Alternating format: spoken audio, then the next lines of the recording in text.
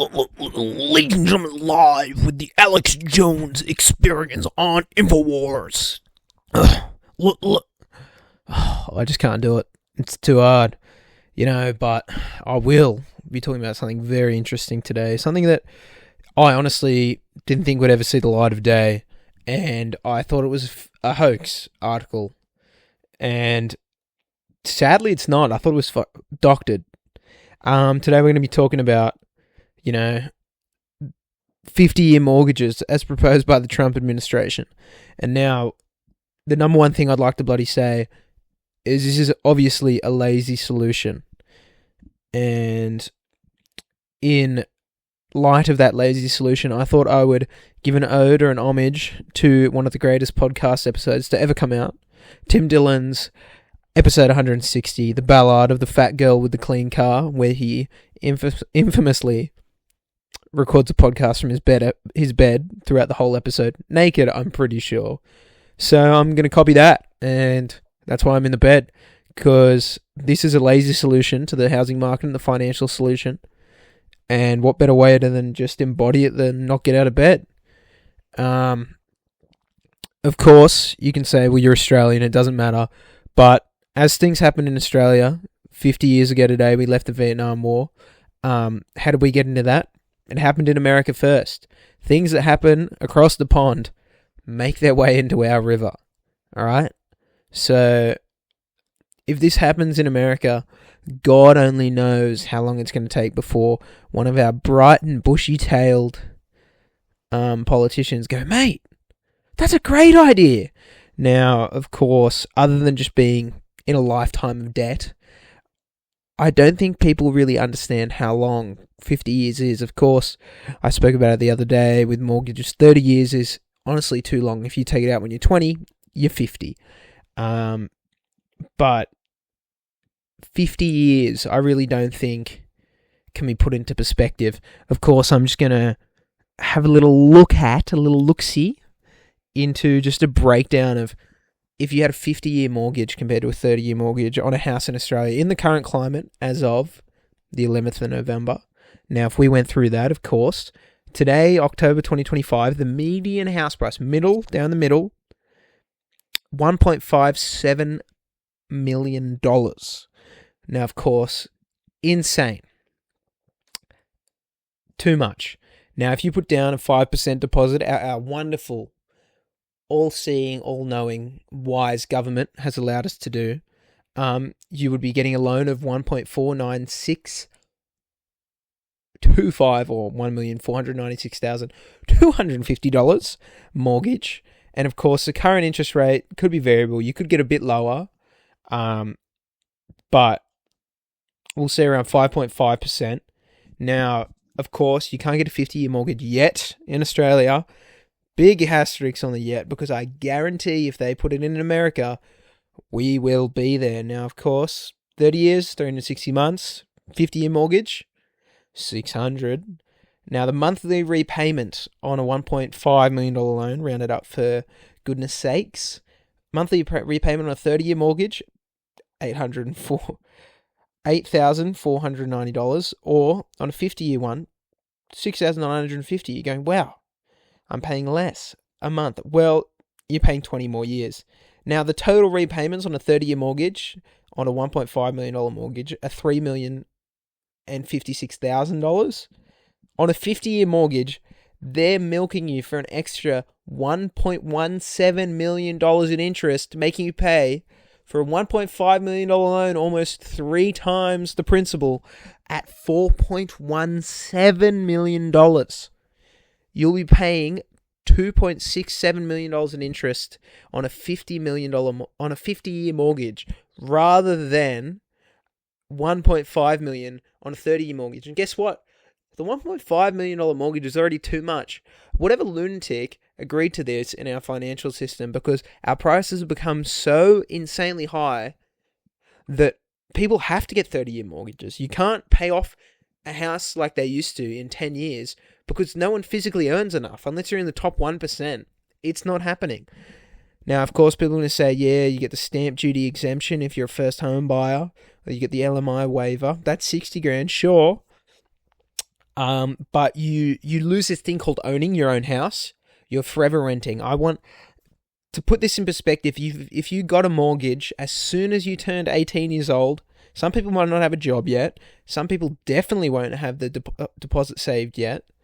You would be paying that mortgage for that house until you're 68. Until you're past retirement age. And don't you worry, they'll be removing that soon because you'll own nothing and you'll die working at 95 apparently. You would pay at the 30-year mark, when you could have essentially paid it off with a 30-year mortgage, you'll pay $70,000 more interest on a 50-year mortgage. It's insane. You're basically renting this house from the bank for 50 years. And by the time you're old and grey, and you've probably worked 60-hour weeks until then, you're past your prime, you can't own it, what are you going to do? You're almost dead. You spent 50 years of your life paying for probably an asbestos shack in Greenacre, and it'll probably be knocked down by then. This isn't talking about any other maintenance, no other living costs. They want you to own nothing and be happy about it. 50-year mortgage. Now, of course, a lot of people think 50 years, people can, pay a few years off, then kind of refinance their mortgage once they've built up some equity.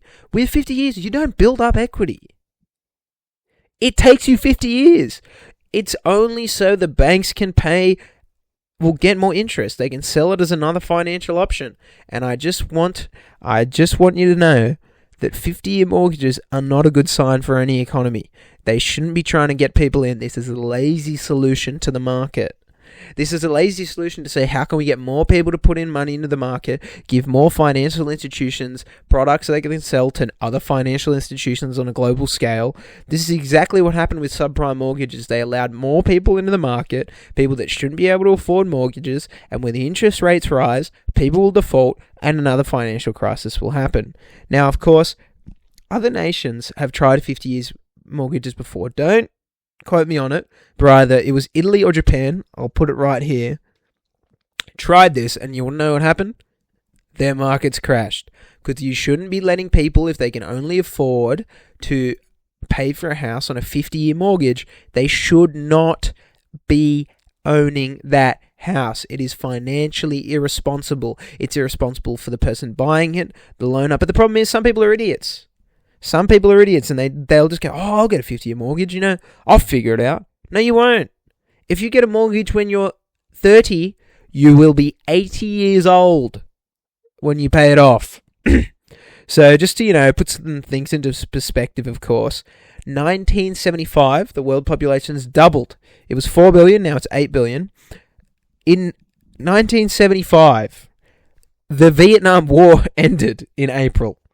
50 years and a few months ago, the Vietnam War had ended. That's how long ago it was. The Khmer Rouge took over in Cambodia. Pol Pot had just seized power. That's how long ago it was. Franco, of course, the dictator in Spain, just died, right?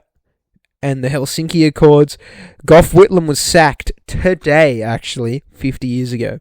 That seems like a lifetime away. People who are 60 years old now remember that as when they're a child. They were 50 years ago. If you had gotten a mortgage based on these people wanting to get a 50-year mortgage the day Gough Whitlam got sacked, you would not have paid it off until now. These things are an age away, and they just want you to keep paying interest, because you will, as they say, you will own nothing and be happy.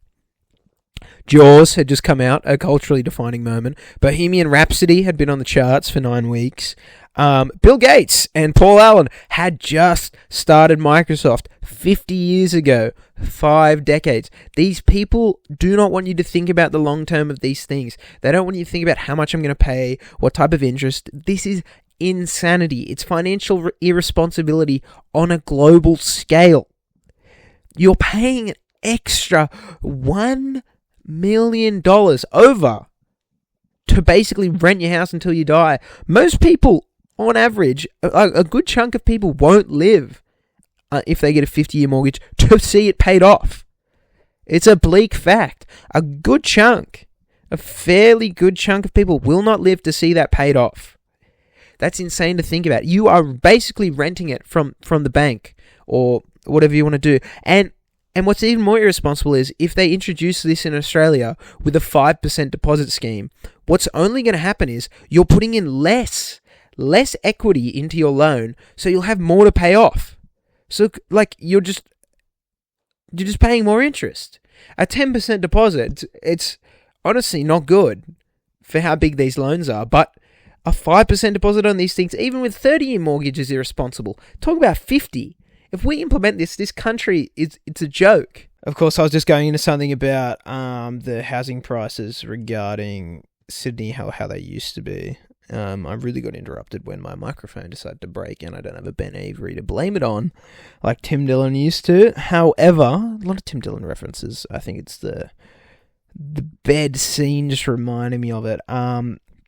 In 1975, the median house price in Australia was $40,000. Of course, adjusting for inflation today, that would be a whopping $250,000. Of course, you cannot buy a shoebox in the Sydney Basin or Sydney bioregion for $250,000.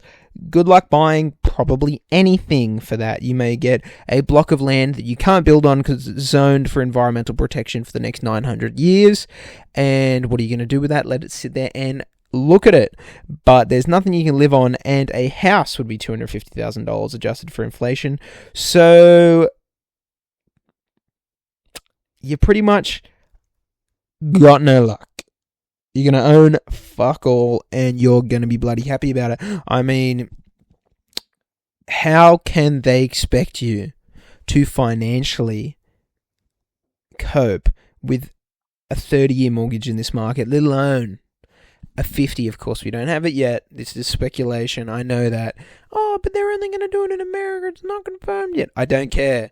They're dumb enough to do it. People are greedy enough. Bankers are greedy enough. They don't actually care about the average layman. They care about the person lining their pockets. Politicians, who are they bought by? They're not bought by the average man. The average man has no voice in this race. People who spout the voice of the people, Bernie Sanders and stuff, he's funded by the pharmaceutical lobby. He takes money from someone. He's supposed to be a man of the people. Other people like that, anyone and every politician you look at in Australia is funded by a politician, a political lobby, some special interest group, some donor, a developer per se. So, of course, this might happen. This is honestly pretty good chance. And if it does, it'd just be hilarious to see how they're trying to market this as a good thing. They're already robbing people blind, making you pay more interest for the 5% deposit and putting yourself in a precarious little teetering spot of bankruptcy one way and a lifetime or 30 years of paying off a mortgage and praying that you can do it. Imagine 50. So I just want you to think about that, folks. And that's all.